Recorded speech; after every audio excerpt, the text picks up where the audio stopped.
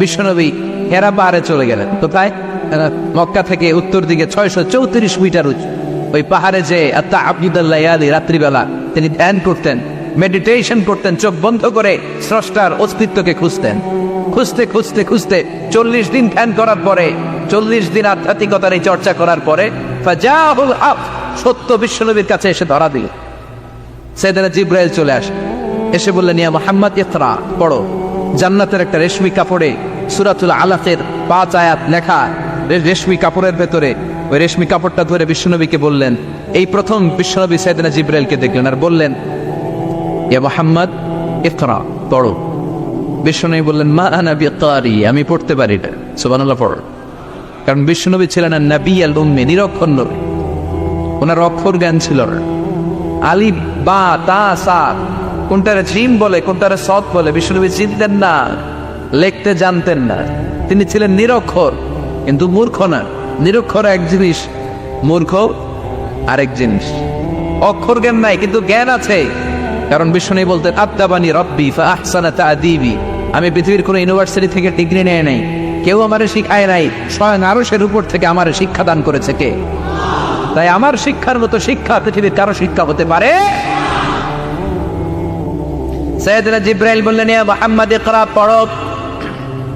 বিশ্বনবী fail fail করে তাকিয়ে রইলেন, অক্ষর চিনে না, পড়বে কেমনে? বিশ্বনবী বলেন, মা আনা বিকারি, আমি জানি না কেমন করে পড়তে হয়। ফাআখাযানি ফাগাত্তানি হাত্তা বালাগা মিন্নি আল জাহদ, বিশ্বনবী পড়তে জানেন না। যখন বললাম আমি পড়তে পারি না, সাইয়েদনা জিবরাইল বিশ্বনবীকে জড়িয়ে ধরলেন, বুকের মধ্যে জড়িয়ে ধরে যত জোর ছিল বিশ্বনবীকে একটা চাপ দিলেন। বিশ্বনবী বললেন, চাপের চোটে আমি আমার বুকের ভেতরে ব্যথা পেলাম। ফারসালানি, আমাকে ছেড়ে দিলেন। ছেড়ে দিয়ে আবার কে পড়েন, ইকরা, read in the name of your lord. বিশ্বনবীর আগের কথা, আমি পড়তে জানি, মা আনা বিকারি। সাইয়েদনা জিবরাইল আবার জড়িয়ে ধরলেন, আবার চাপ দিলেন। বিশ্বনবী বললেন, ব্যথা পেলাম। আবার জিবরিল বিশ্বনবীরে বললেন, পড়েন। বিশ্বনবী আগের কথাই বলে, আমি পড়তে পারি না। আবার চাপ দিলেন। 3 বার চাপ দেওয়ার পরে সাইয়েদনা জিবরাইল বললেন, নবী এবার আপনি পড়েন। বিশ্বনবী এবার পড়তে আরম্ভ করলেন, ইকরা বিসমি রাব্বিকাল্লাযী খালাক খালাকাল ইনসানা মিন আলাক ইকরা ওয়া রাব্বুকাল আকরাম الذي علم بالقلم علم الإنسان ما لم يعلم। পড়েন আল্লাহু আকবার। 3 বার চাপ দেওয়ার পরে বিশ্বনবী পড়তে আরম্ভ করলেন। সাইয়েদনা জিবরাইল এই 5টা আয়াত দিয়ে উধাও হয়ে গেল। এবার হেরা গুহার ভেতরে কেউ নাই, সাইয়েদনা জিবরাইল নাই, 5টা আয়াত দিয়ে চলে গেলেন। বিশ্বনবী 5টা আয়াত নিয়ে কাঁপতে কাঁপতে হেরা পর্বত থেকে নেমে এলেন। সুবহানাল্লাহ, পড়ে। এই ওহীর ভাড়ে চাপে বিশ্বনবী কাঁপতে শুরু করলেন। এই প্রথম বিশ্বনবীর কাছে ওহীর রিফ্লেকশন, ওহীর ছোঁয়া, ওহীর ঝলকানি, ওহীর নূরানি তাজাল্লি বিশ্বনবীর হৃদয়ের মধ্যে লাগিয়ে দিল কে? এই 5টা আয়াত নিয়ে বিশ্বনবী হাত্তা ইয়ারজুফু ফুআদু, বিশ্বনবীর হৃদয় কাঁপছিল। বিশ্বনবীর ওহীর প্রেসারে গায়ের মধ্যে জ্বর চলে এলো, খিচুনি চলে এলো। বিশ্বনবী কাঁপছেন, প্রচন্ড জ্বরে কাঁপতে কাঁপতে আম্মাজান খাদিজাতুল কুবরা তাহেরার কাছে এসে বলে, ও খাদিজা, আমি বাঁচবো না, আমার বড্ড ভয় লাগে। খাদিজাতুল কুবরা বললেন, নবী কি হয়েছে আপনার, কি হয়েছে? বিশ্বনবী বললেন, এমন এমন ঘটনা। বিশাল এক লোক এসে আমার হাতে পড়ো, আমি পড়তে জানি না, 3 বার চাপ দিল, এরপর দিয়ে ঠিকই পড়তে পারি। সুবহানাল্লাহ, পড়ে। বিশ্বনবী পুরো ঘটনাটা সাইয়েদাতুনা খাদিজাতুল কুবরা তাহেরাকে শোনালেন। এরপরে মা খাদিজারে বললেন, খাদিজা, আমার বড্ড ভয় হয়, মনে হয় আমি মরে যাব, আমার প্রচন্ড জ্বর এসেছে, কাঁপুনি চটেছে, তুমি আমারে কম্বল দাও। কি দাও? সবাই বলে আর জোরে কর, আমারে কম্বল দাও, আমার জ্বর এসেছে, কাঁপুনি বেড়ে যাচ্ছে, চাদর দাও, কাপড় দাও, কম্বল দাও। মা খাদিজা কম্বল জোগাড় করতে গেলেন। কম্বল আর চাদর এনে বিশ্বনবীর গায়ের মধ্যে মা খাদিজা কম্বলটা পেঁচিয়ে দিলেন। বিশ্বনবী কম্বলটা পেঁচিয়ে বিছানার মধ্যে শুয়ে গেলেন। ঠিক এই মুহূর্তে সূরাতুল মুজাম্মিল নাজিল করে দিল কে?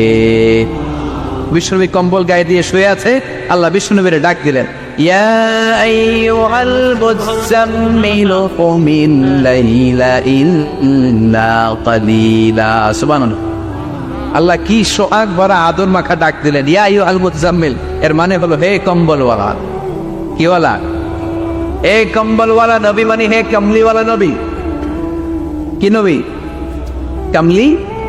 এরা হতে হেলে দুলে নুরানি তনু কে আসে হায়, সারা দুনিয়ার হেরে মেরে পর্দা খুলে খুলে চায়, সে যে আমার কমলিওয়ালা কমলিওয়ালা।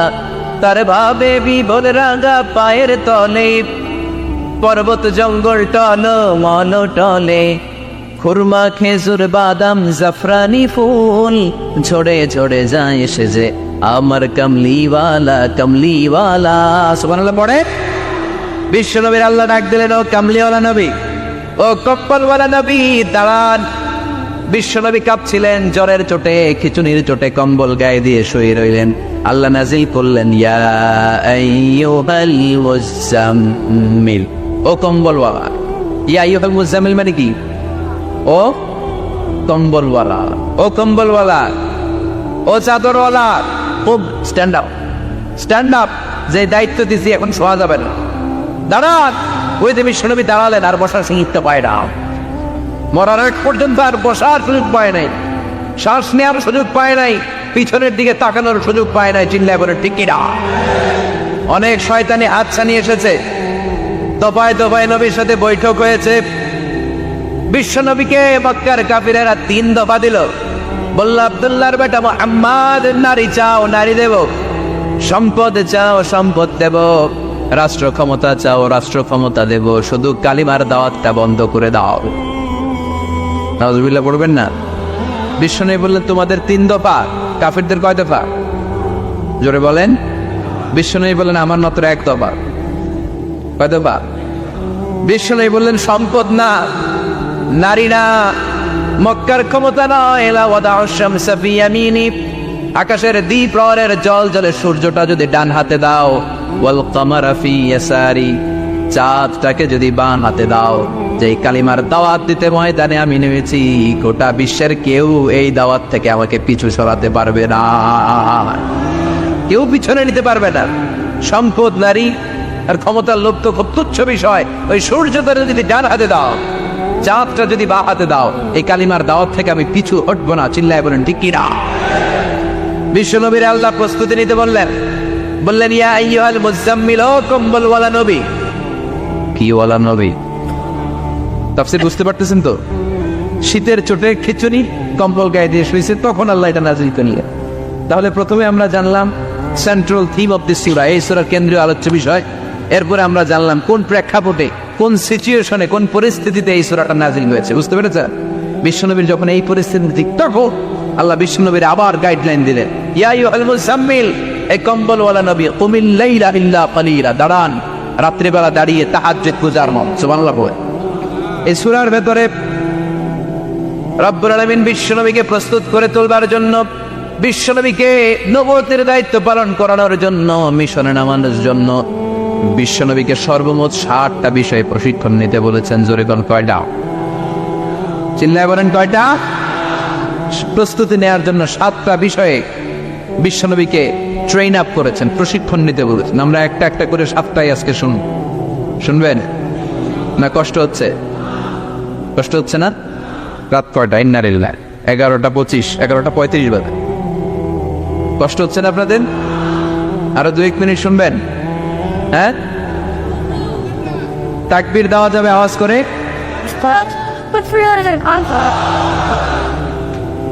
আওয়াজ করে পড়েন, লিল্লাহে তাকবীর, লিল্লাহে তাকবীর। বিশ্বনবীকে আল্লাহ তাআলা 7টা বিষয় প্রশিক্ষণ নিতে বললেন। কয়টা? কারণ সামনে অনেক গুরু দায়িত্ব। 1 নাম্বার প্রশিক্ষণ হচ্ছে, ইয়া আইয়ুহাল মুজাম্মিল, হে কম্বলওয়ালা নবী, কুমিল লাইলা ইল্লা কালিলা, দাঁড়ান, দাঁড়িয়ে রাত্রে তাহাজ্জুদের নামাজ পড়ুন। কিসের নামাজ? তাহাজ্জুদের যায় নামাজে মরণ দিও প্রভু আমায়, একামতে দিনের কাজে কবুল করে নিও আমায়। তাহাজ্জুদের যায় নামাজে মরণ দিও প্রভু আমায়, একামতে দিনের কাজে কবুল করে নিও আমায়। পড়েন আমিন। তাহলে বিশ্বনবীকে প্রথম যে প্রশিক্ষণ আল্লাহ দিলেন সেটা হচ্ছে তাহাজ্জুদের সালাতের প্রশিক্ষণ। কিসের? রব্বুল আলামিন বললেন, ইয়া আইয়ুহাল মুযাম্মিলু কুমিল লাইলা ইল্লা ক্বালিলা। ও নবী, রাত্রি বেলায় দাঁড়ান, পুরো রাত ব্যাপী তাহাজ্জুদ পড়েন। নিসফাহু, রাতের অর্ধেক সময় তাহাজ্জুদ পড়েন। আও ইনকুস মিনহু ক্বালিলা, অথবা তার চেয়েও কিছু কম পড়েন। আও জিদা আলাইহি, অথবা তার চাইতেও বেশি পড়েন। ও নবী রাত্রিবেলা দাঁড়িয়ে তাহাজ্জুদের সালাত পড়েন। কিসের সালাত? তাহলে বিশ্বনবীকে মিশনে সফল হওয়ার জন্য সর্বপ্রথম যে ডিরেকশন আল্লাহ দিলেন সেটা হচ্ছে তাহাজ্জুদের ডিরেকশন। কিসের? তাহাজ্জুদ করেননি আপনারা? পড়েন? হ্যাঁ হুজুর, ফজর নামাজে তো পড়ি না। কি পড়ি না? তাহাজ্জুদ তো তাদের যারা ফজর পড়ে, যারা ফজরই পড়েন ওরা আবার কি তাহাজ্জুদ?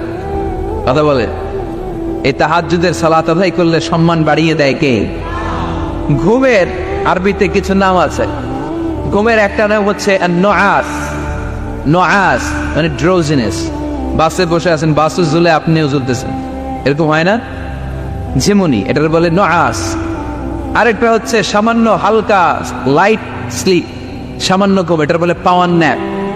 হালকা হালকা ঘুম, ঘুমও আসছে, আবার কে যেন কথা বলে ওইটাও শোনা যায়, এরকম ঘুম আসছে না? নাই, এটার বলে সিনা। আরবিতে এটার কি কয়? সিনা। আরেকটা হচ্ছে ভালো ঘুম, এটার বলে নাউম। এটার কি বলে? তাহলে পাইলাম নুআস, সিনা, নাও। আরেকটা হচ্ছে জন্মের ঘুম। কিরকম ঘুম? এমন ঘুম যেই ঘুমে ডাকলেও মানুষ ওঠেন, যেটা শেষ রাতে আমাদের যে ঘুমটা হয় রাত ৩টা-৪টার দিকে কম্বল টেনে টেনে আরেকটু ঘুমাইতে মনে চাও, এরকম একটা ঘুম আছে না? নেই? এই ঘুমটাকে আরবিতে বলে হুজুদ। কি বলে? সবাই বলেন। এই হুজুদের ঘুমকে স্যাক্রিফাইস করে ওই টাইমে যে সালাতটা পড়া হয় ওই সালাতকে আরবিতে বলে সলাতুল হুজুদ বা সলাতুত তাহাজ্জুদ। সুবহানাল্লাহ পড়বেন না?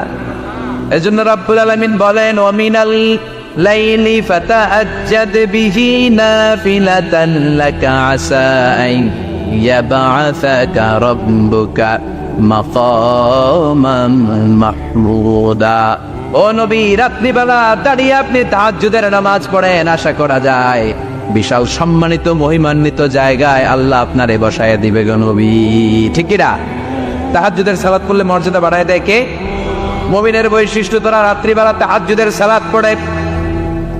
ইমানদারদের বৈশিষ্ট্য, তারা হলো ফুরসানান নাহার রুহবানাল লাইল। রাত্রিবেলা তাহাজ্জুদের যায় নামাজে কান্নার ঝড় তোলে, দিনের বেলায় কোরা হাঁকিয়ে জিহাদের ময়দানে জিহাদ করে। ঠিক কি না? দিনের বেলায় চলবে কি? জিহাদ। জিহাদের কথা বলাতে ভয় পাইছেন? হ্যাঁ, অনেকে এখন জিহাদের সাথে জঙ্গিবাদরে লাগায়, এরকম ডাকাইত আছে না? নাই? জিহাদের সাথে সন্ত্রাসবাদকে মিলাতে চায়, চিল্লাই কোন ঠিক কিনা? জঙ্গিবাদ আর সন্ত্রাস এক জিনিস, জিহাদ আরেক জিনিস। জিহাদরে ফরজ করছে কে? আর জঙ্গিবাদকে হারাম করেছে কে? জঙ্গিবাদকে দমন করার জন্য আল্লাহ তাআলা জিহাদের মতো বিধানকে ফরজ করেছেন, চিল্লাই বলে ঠিক কিনা? যারা হকের পক্ষে, যারা কল্যাণের পক্ষে, যারা মানবতার পক্ষে, এরা হচ্ছে মুজাহিদ। আর যারা হক সহ্য করে না, মানবতাকে সহ্য করে না, শান্তির কথাকে সহ্য করে না, এরা হলো এক একটা জঙ্গি, চিল্লাই করে ঠিক কিনা? আবু জাহেল ছিল জঙ্গি আর বিশ্বনবী ছিলেন মুজাহিদ। ফেরাউন ছিল জঙ্গি, মুসা আলাইহিস সালাম ছিলেন মুজাহিদ। নমরুদ ছিল জঙ্গি, সাইয়েদনা ইব্রাহিম ছিলেন মুজাহিদ। বাংলার জমিনেও যারা হকের কথা বলে তারা হচ্ছে মুজাহিদ।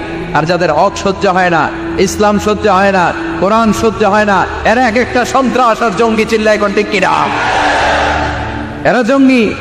আমরা যারা সত্যের পক্ষে কথা বলি আমরা জঙ্গি না, আমরা মুজাহিদ। আমরা কি? মুজাহিদ।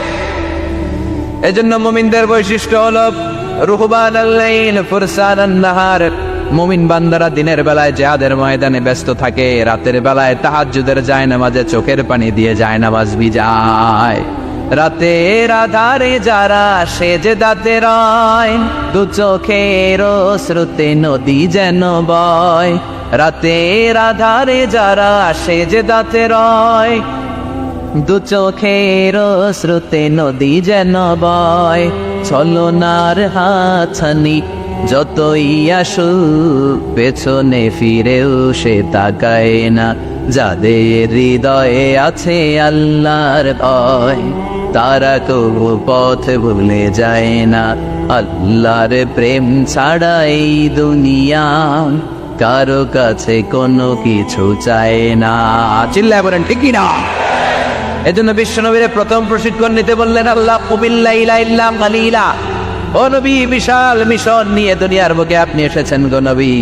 প্রথম প্রশিক্ষণ যেটা নিবেন, রাত্রিবেলায় দাঁড়িয়ে দাঁড়িয়ে তাহাজ্জুদের প্রশিক্ষণ। বিশ্বনবীর আদেশ করলেন কে? কিসের আদেশ? সবাই কর, আরো জোরে। ওই মুহূর্তটা তাহাজ্জুদের সময়টা এমন সময়, ইয়ানজিলু রাব্বুনা ইলা সামাইদ দুনিয়া, রব্বুল আলামিন আরশের উপর থেকে দুনিয়ার আকাশে নেমে আসে মানে বিশেষ একটা মনোযোগ দেয়। আর দুনিয়াবাসীর ডেকে ডেকে বলে, গোলাম আলা মিন মুস্তাগফিরিনা গফির আলা, কার ক্ষমা লাগবে ক্ষমা চাও, সব গুনাহ আমি ক্ষমা করে দেব। আলা মিন মুস্তারজিকিন আরজুকালা, কার কি লাগবে আমার কাছে চাও, সব আমি দিয়ে দেব। আল্লাহু আকবার। আলা মিন মুস্তাকসির আকসুলা, যার জামা দরকার জামা চাও, জামা দেব। ক্ষমতা দরকার ক্ষমতা চাও, ক্ষমতা দেব। নেককার স্ত্রী দরকার, নেককার সন্তান দরকার, সন্তান চাও, সন্তান দেব। সব দেয়ার মালিককে। কেউ যেটা পারে না পারে কে? কেউ যেটা দেয় না দেয় কে? কেউ যেটা বোঝে না বোঝে কে? আল্লাহ শেষ সাথে আম করে ডাকে, দেওয়ার জন্য ডাকে, কিন্তু চাওয়ার সময় আমাদের নাই। উনি দেওয়ার জন্য প্রস্তুত, কিন্তু এটা তো নেওয়ার লোক লাগবে। কথা কর। বিশ্বনবী তাহাজ্জুদের সময় দাঁড়িয়ে যেতেন ছোট্ট একটা ঘরে, চাটাইয়ের উপরে বিশ্বনবী মা এসে শুতেন, গাদাগাদি করে জায়গা নাই। মাঝরাতে বিশ্বনবী তাহাজ্জুদের জন্য দাঁড়াতেন, আল্লাহু আকবার বলে দাঁড়িয়ে যেতেন, নামাজ শুরু করে দিতেন। বিশাল বড় সূরা পড়তেন, কিরাত পড়তেন, রুকু করতেন, কিন্তু সিজদার জায়গায় সিজদা দেওয়ার জায়গা নাই। সিজদার জায়গায় মা এসা পা বিছিয়ে শুয়ে আছে। বুখারীর বর্ণনা, বিশ্বনবী সিজদায় যে হাত দিয়ে মা এসার পায়ের মধ্যে চিমটি কাটতেন। মা এসা বুঝতে পারতেন বিশ্বনবী এখন সিজদায় যাবে। সুবহানাল্লাহ পড়েন। মা এসা বুঝতে পেরে পা দুইটা সরিয়ে নিতেন, বিশ্বনবী সিজদা দিতেন। সিজদা দিয়ে বিশ্বনবী যখন আবার দাঁড়িয়ে যেতেন, মা আয়েশা পা বিছিয়ে আবার শুয়ে পড়তেন।